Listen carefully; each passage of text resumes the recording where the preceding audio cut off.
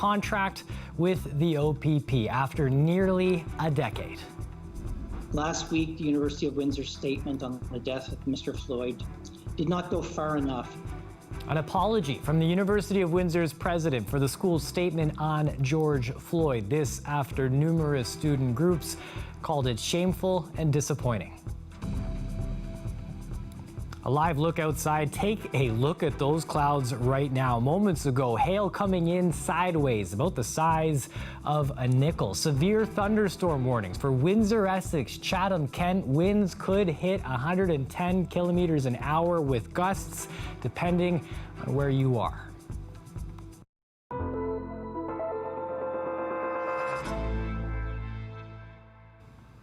I'm Chris Ensing. Thanks for joining us. Dozens more migrant workers have tested positive for COVID-19 in Windsor, Essex. And this after the health unit gave health teams a list of 130 workers already positive that they were asked to check in on last week. Advocates and experts say that the health of these workers remains the priority, but right behind that concern are questions about food security.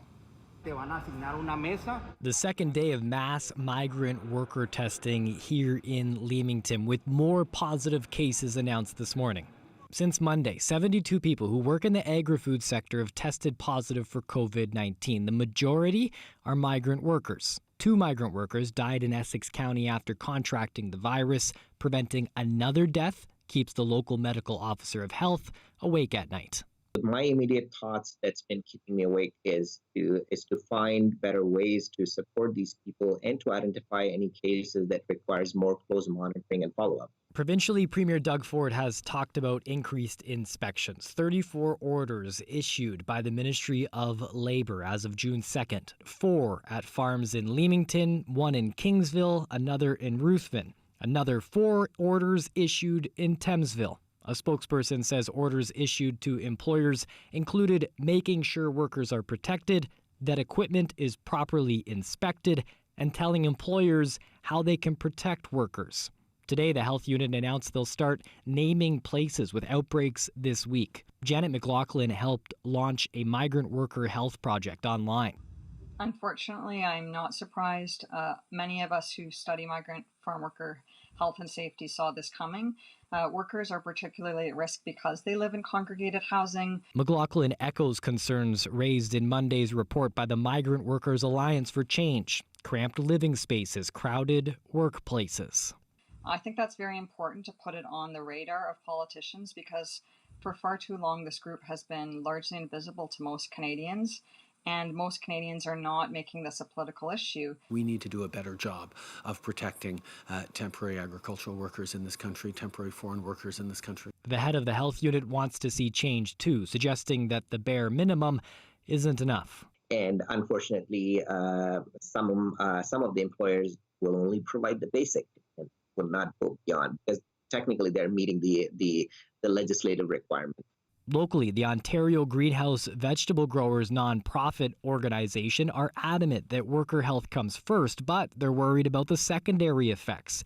Listen to what almost happened when most of the people working at a grower in Chatham, Kent, contracted COVID-19. If that crop had failed, you were looking at about $20 to $28 million in revenue losses. So to make that easier to visualize, that's about 790 tractor-trailer loads full of peppers that would have been lost to the food supply chain.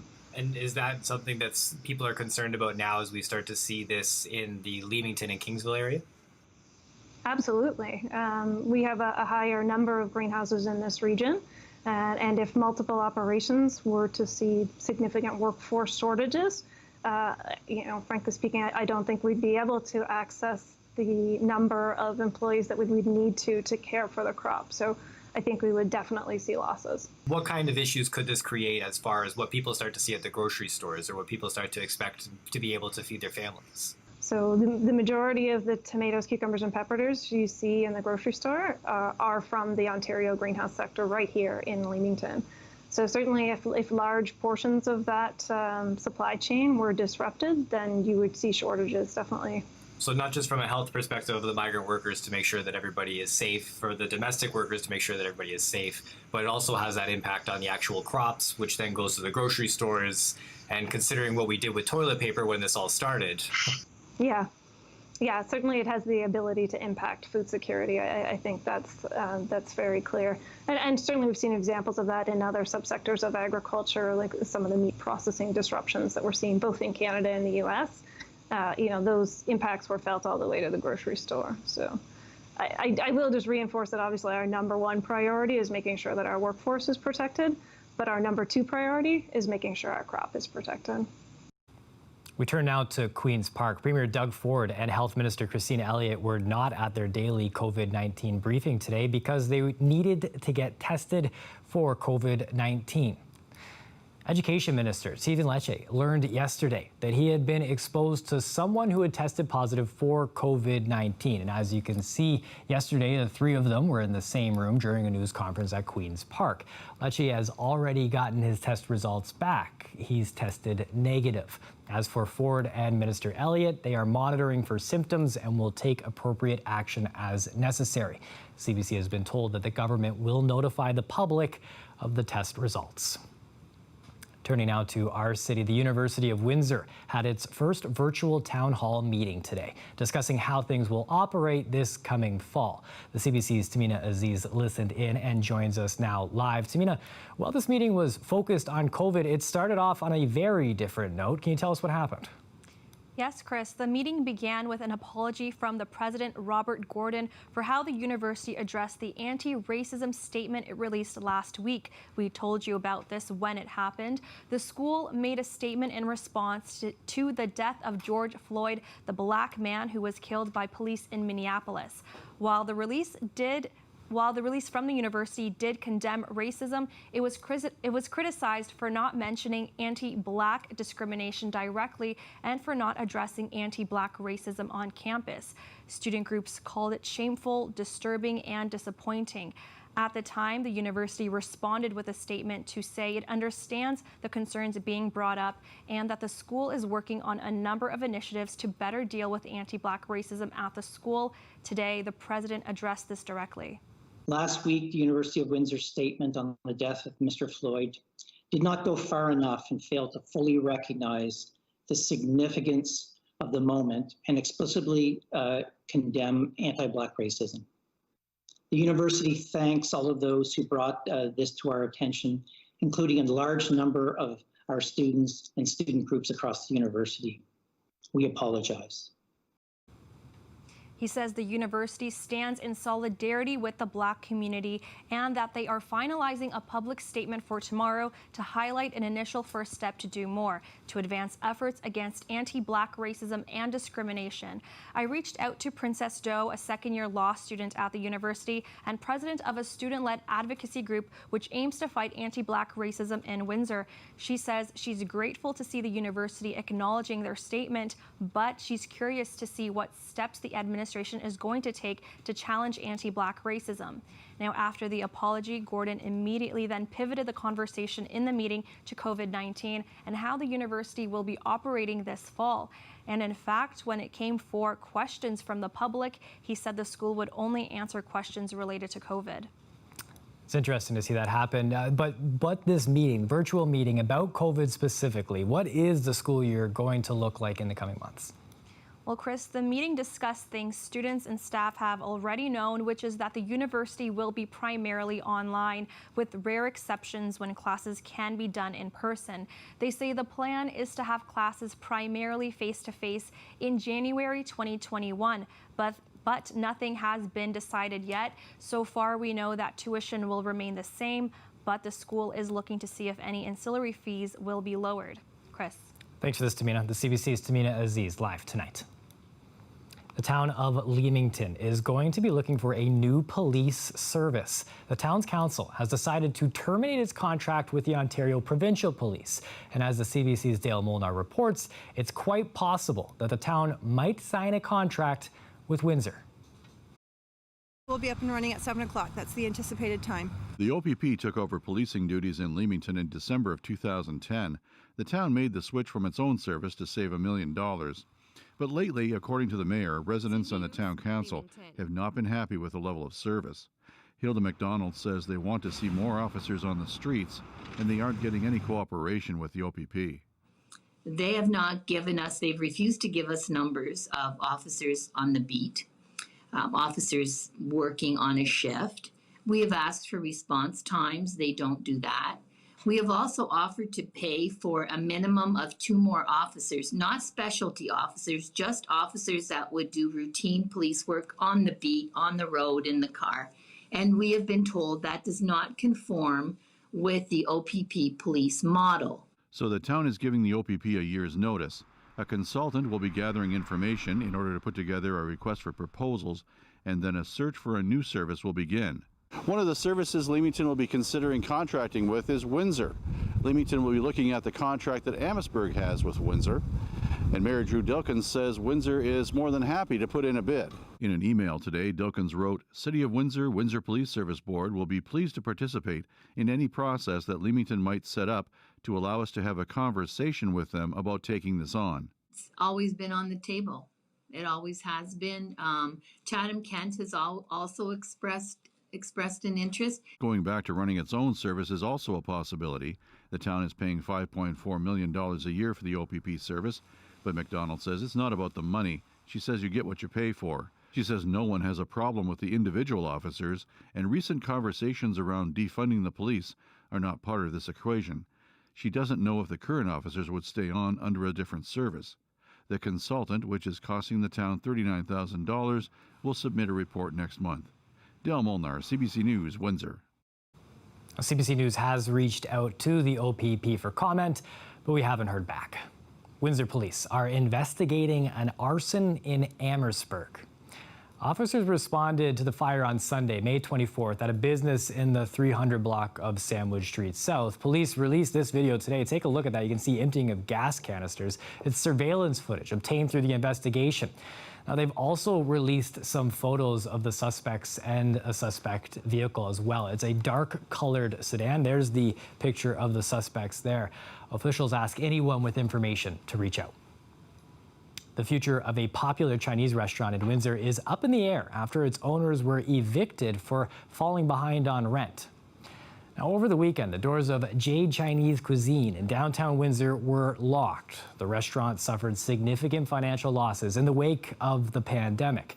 The restaurant owner's lawyer says the landlord refused to offer a discount on rent.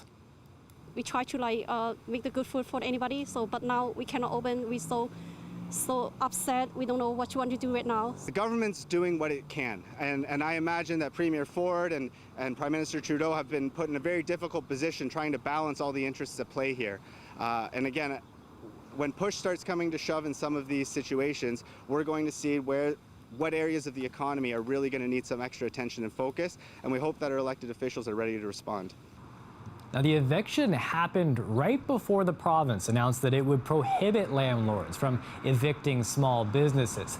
But Daly says that doesn't help the owners of Jade because they're not eligible for government assistance. CBC News reached out to the landlord's lawyer, but they declined to comment. The Gordie Howe Bridge team announced $100,000 in funding to community groups today. One of the recipients is the Sandwich First Baptist Church. They're getting $20,000 to put towards a museum dedicated to the Underground Railroad. The Underground Railroad is very important in the fact that Sandwich will have the first Black Underground Railroad Museum in the city of Windsor. It's a tribute. It's a tribute to all people, but especially to the African Canadian. The funding is part of the community benefits package to directly impact the neighborhoods of Sandwichtown in our city and Delray in southwest Detroit, where the bridge is being developed. 9 groups are sharing the funding, 6 of them on our side of the river here. Some of the other local recipients include the Helping Hands Friendship Center and the Essex Region Conservation Authority for the binational Detroit River cleanup. 96-year-old Audrey Hart walking out of Windsor Regional's Field Hospital this past Monday to a round of applause, and then welcomed by staff as she finally made the return to her long-term care home, Heron Terrace. Hart spent 52 days at the Sportsplex after testing positive for COVID-19, even though she had no symptoms. Now she can say she survived the virus, and it's been a relief for the family. fine, love. I'm okay. Yeah, I'm very good. Quite happy here. Well, the honest truth is, I doubted very much if I'd see her again. I really did. I mean, these were early days of the COVID-19 and nobody really knew the strength of the disease and no one knew what would happen. Dr. Chevalier at the field hospital went out of her way to explain things to us and she basically after 3 weeks doubted that my mum would change. The particles of the virus that were still inside of her, she reckoned there wasn't enough of them to actually put together to create something that could shed, to pass it on to somebody. And the fact that she remained asymptomatic and tested positive for antibodies all give her a good fighting chance. The nurses, the staff in there, they gave them all iPads. So my mum FaceTimed me a lot. Eh? You didn't miss me? I miss my son very much, yes. Once you realise that the person's not going to get really any sicker, she's asymptomatic, so she's not going to show any signs, then you got to worry about, which we did as a family, we worried about the mental health side of it. And I was so concerned the fact that she hadn't seen her face for so long. But they were great in there. They hugged her a lot. They took care of her. Every time she got a negative, by the time something got organised, they'd re-swab her and she'd have a positive again. So it was a case of waiting for her and Terrace to come out of outbreak mode. So when they got released on Sunday evening, then Monday morning she got a negative, and so they brought her right back. I've been away since you. Seeing her walk through those doors and listening to that laugh after being asked if she missed her son, that is absolutely beautiful. Pretty ugly outside though. Still, you can see from the tower cam, severe thunderstorm warning still in effect. Winds are high and Colette Kennedy is all over this. She has the full forecast coming up.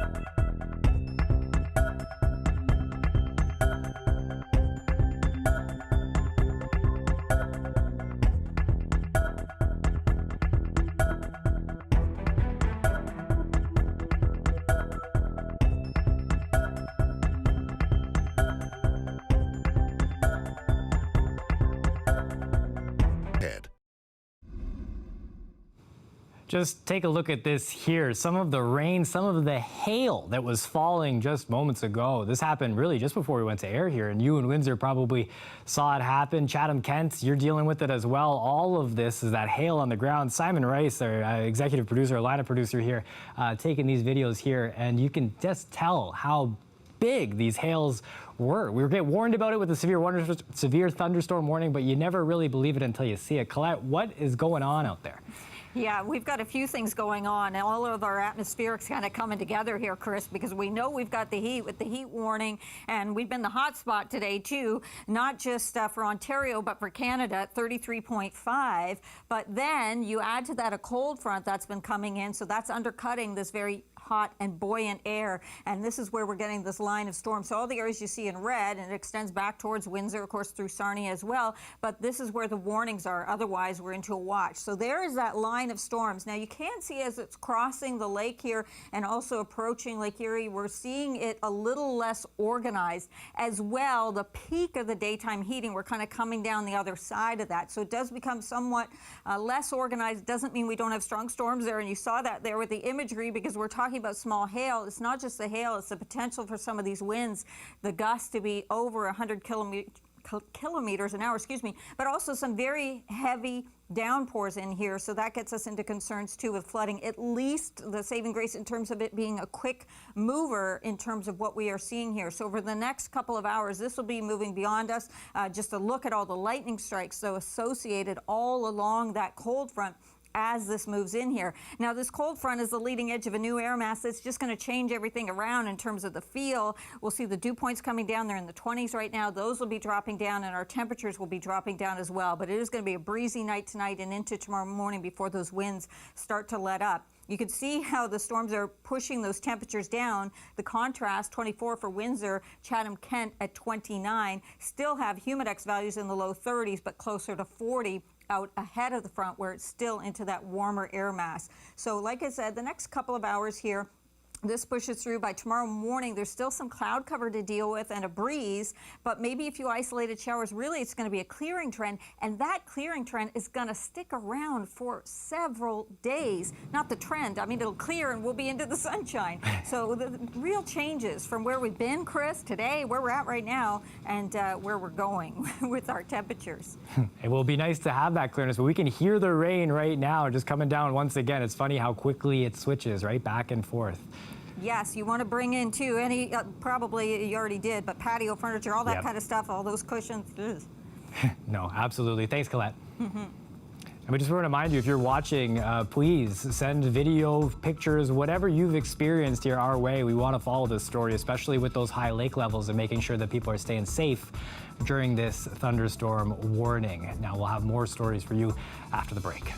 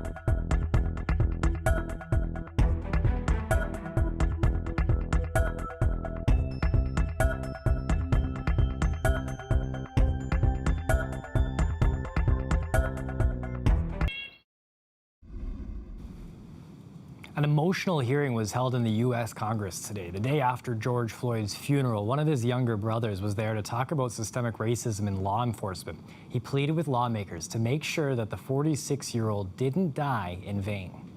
Please listen to the call I'm making to you now, to the calls of our family and the calls ringing out the streets across the world. People of all backgrounds, genders, and races have come together to demand change. Honor them, honor George, and make the necessary changes that make law enforcement the solution and not the problem.